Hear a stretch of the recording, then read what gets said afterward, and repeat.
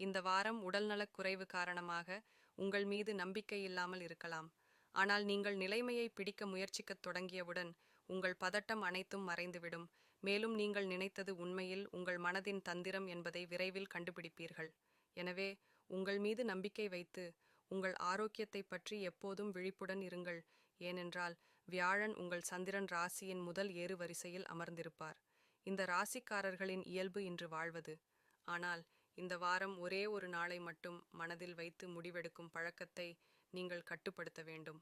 இதுபோன்ற சூழ்நிலையில் தேவைக்கு அதிகமாக நேரத்தையும் பணத்தையும் பொழுதுபோக்கிற்காக செலவிடுவதை தவிர்ப்பது நல்லது.